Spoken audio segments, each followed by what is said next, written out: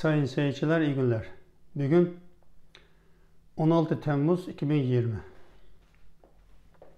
Gündem hızla değişiyor. Bu yüzden ben de gündeme yetişmek için çalışıyorum. Pazartesi Amerika Birleşik Devletleri yönetimi Güney Çin Denizi'nde yapay adalar yapan Çin'i uyardı. Yapay adalarının hepsi yasa dışı dedi. Salı günü Trump, Amerika Birleşik Devletleri Başkanı Trump, Çin'in Hong Kong güvenlik yasasına karşı, yani Hong Kong'un özerkliğini ortadan kaldıran yasaya karşı Trump, Hong Kong'un özel konumunu kaldıran ve Hong Kong'un bundan sonra Çin ana kareden hiçbir farkı olmayan bir konuma düşürüldüğünü açıkladı. Çarşamba günü Amerika Dışişleri Bakanı Pompeo, Çin'in dev teknoloji şirketi Huawei'nin yönetici ve diğer elemanlarının bir kısmının vizelerini iptal ettiğini ve vize verilmeyeceğini açıkladı. Neden olarak Huawei'nin Çin'de bilhassa Doğu Türkistan'da Çin Komünist Partisi'nin Doğu Türkistan Türklerine yaptığı zulüm, soykırım, etnik soykırım uygulamaları da teknik destek sağladığını gerekçe olarak gösterdi. Dün Perşembe gene New York Times'tan çok önemli bir haber geldi. O da Çin Komünist Parti'ye üyelerine Amerika'ya seyahat yasağı getirilmesi konusunda bir taslak hazırlanmalıydı. Bu da çok önemli bir haber. Çin'de şu an 92 milyon Komünist Parti üyesi var. Türkiye'nin nüfusu 83 milyon. Yani Türkiye nüfusundan 9 milyon fazla Çin Komünist Parti üyesi var. Neden insanlar Çin'de Komünistik Parti'ye üyesi olmaya can atıyor? Onun tek nedeni kendini siyasi güvenceye almak, ekonomik güvenceye almak, geleceğini, çoluk çocuklarının refahını güvenceye almak. Bu yüzden herkes Çin Komünist Parti'ye üyesine girmenin bir cennetin anahtarını almış gibi bir garanti olduğunu düşünüyor. Bu yüzden 92 milyon Çin Komünist Parti üyesi var. Çin Komünist Parti üyeleri her biri Çin istihbaratının birer ajanlarıdır. Onlar sadece kendisi değil, ailesiyle beraber toplumunu gözetiyor ve onlar hakkında teker teker bilgi veriyor. Şüpheli gördüğü veya hususu şahsi bir gerilimi olanlarını bile kötüleyip istihbarata ihbar ediyor ve birçok aciz insanların cezalanmasına sebep oluyor. Ve bununla bunlar daha üst düzey yönetime terfi olabiliyor. Yani Çin Komünist Partisi bir mafya gibi, bir kara güruh gibi öyle terör teşkilatıdır. Komünizm ve sosyalist rejim bu dünyada insan eliyle yaratılmış bir cehennemdir. Sadece insanın özgürlüğünü elinden almıyor. Her şeyini alıyor. Mal varlığını alıyor, güvenliğini alıyor, yaşam hakkını alıyor.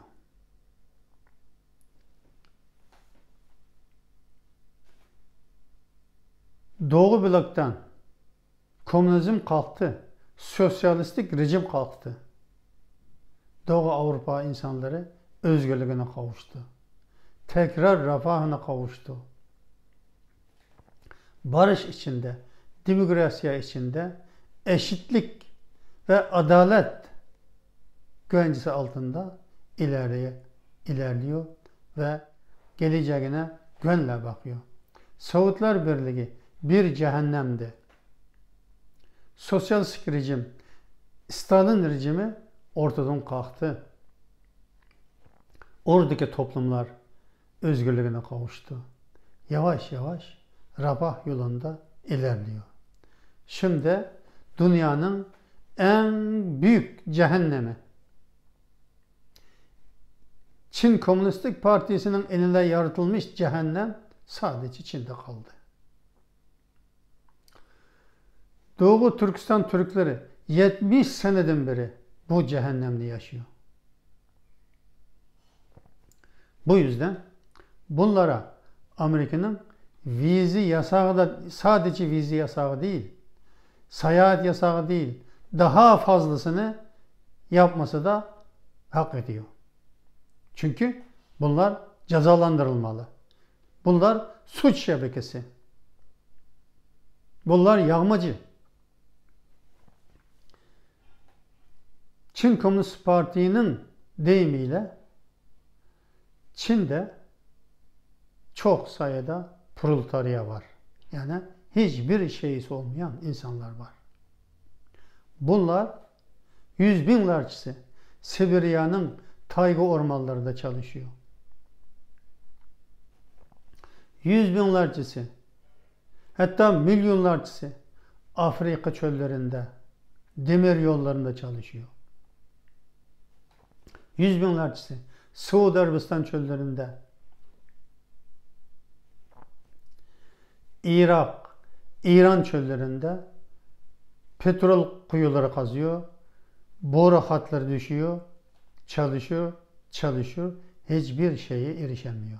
Ama bunların kanını emerek, Doğu Türkistan'daki petrolünü sömürerek, doğal gazını sömürerek, doğal madenlerini sömürerek, Doğu Türkistan halkının kanını sömürerek yaşayan bu parazit komünistler Amerika gibi, Avrupa gibi güzel ülkelere gidip seyahat ediyor. Aldığı rüşvetlerle orada çocuklarını okutuyor.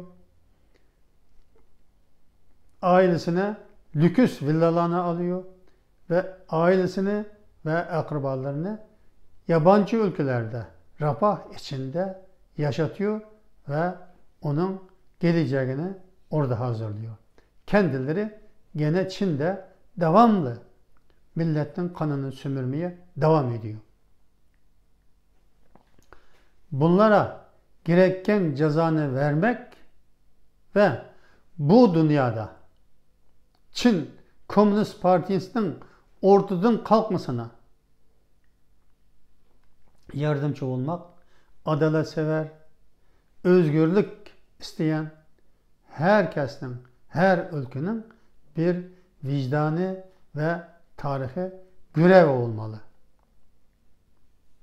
Bu sadece Amerika'nın işi değil. Komünizm dünyanın başında bir bela. O cehennemde yaşayanlar bunu biliyor. Bu yüzden Amerika'nın bu taslağının gerçekleşmesini elbette canı gönülden diliyoruz. Bilhassa Doğu Türkistan'daki mezlum halklar, ezilmiş, kimsesi olmayan halkların ahi Allah'a yetmiş olabilir ki bugün başka bir elle Çin komünist yönetimi iziliyor ve izilmeye mahkumdur. İkinci bir müjdeli haber. Gene Amerika'dan geliyor. Dünkü haberlere baktığımızda Amerika'da işlem gören Çin şirketleri Amerika borsası tarafından dışlanıyor. Neden? Zamanında Çin ve Amerika iki ülke arasında Amerika borsasında işlem görecek olan Çin şirketleri Amerika Maliye Kanunu'na uyması gerekliliği konusunda anlaşmaya her iki taraf imza atmış. Ancak seneler geçse bile Çin şirketlerinin hiçbiri muhasebe defterini Amerika denetim kurumlarına teslim etmemiş. Denetime tabi olmak istemiyor. Ve vergi kaçırıyor. Kolay yoldan para kazanıyor ama vergi kaçırıyor. Hem de Amerika vatandaşları ve dünyanın başka ülkelerindeki bu borsalarda işlem yapan şirket insanlara çok büyük zarar veriyor. Amerika borsasında işlem gören 250 şirket var. Bunların 40 kadarı, yani 40 civarında şirket defterleri, muhasebe defterleri istendikçe yavaş yavaş Hong Kong'a taşındı.